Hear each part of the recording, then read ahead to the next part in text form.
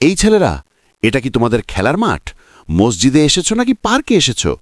বাপ মা কি মসজিদের আদব লেহাজ কিছুই শেখায়নি?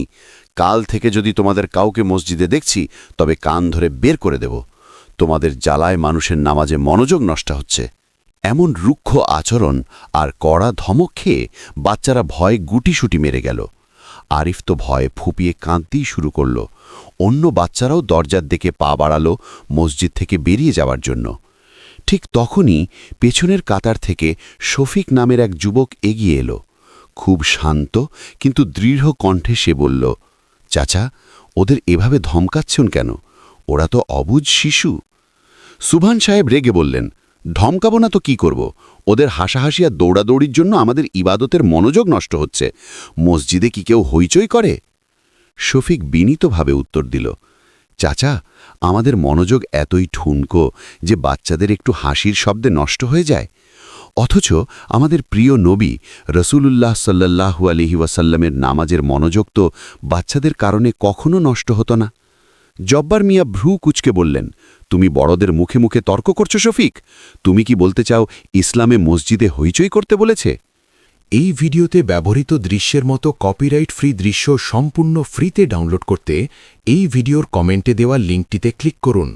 শফিক বিনয়ের সাথে বলল, আমি মোটেও তর্ক করছি না চাচা, শুধু আমাদের প্রিয় নবীজির সুন্নাহর কথা আপনাদের মনে করিয়ে দিচ্ছি। আপনারা কি জানেন না, নবীজি যখন মসজিদে সিজদায় যেতেন তখন তার আদরের নাতি হাসান ও হুসাইন রদিয়াল্লাহু তার পিঠে চড়ে বসতেন। তিনি ততক্ষণ সিজদা থেকে উঠতেন না যতক্ষণ না তারা নিজের ইচ্ছায় পিঠ থেকে নেমে যেত। তিনি তো কখনো বাচ্চাদের ধমক দেননি।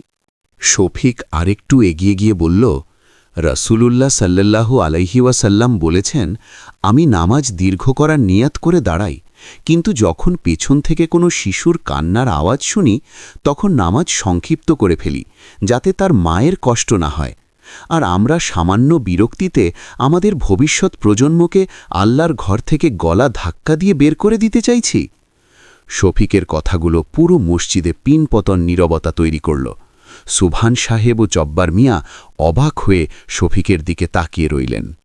শফিক তখন একদম নরম সুরে বলল, চাচা, আজ যদি আমরা ধমক দিয়ে ভয় দেখিয়ে ওদের মসজিদ থেকে বের করে দিই, কাল ওরা আর মসজিদে আসবে না। ওরা যাবে ক্লাবে, রাস্তার আড্ডায় বা মোবাইলের খারাপ নেশায়। বড় হয়ে এই ছেলেরাই যখন বিপথে যাবে তখন আমরাই আফসোস করব। মসজিদের প্রতি ওদের মনে ভয় ও ঘৃণা তৈরি হলে এর দায়ভার কি রোজ হাসরের মাঠে আমরা নিতে পারব? কথাগুলো সুবহান সাহেবের বুকে গভীর দাগ কাটল। তার নিজেরও আরিফের বয়সী এক নাতি আছে। তিনি বুঝতে পারলেন রাগের মাথায় তিনি কত বড় ভুল করতে যাচ্ছিলেন। সুবহান সাহেবের চোখ ছলছল করে উঠল। তিনি এগিয়ে গিয়ে আরিফকে বুকে জড়িয়ে ধরলেন। দাদু ভাই, আমাকে মাফ করে দাও, আমি একটু বেশিই রেগে গিয়েছিলাম।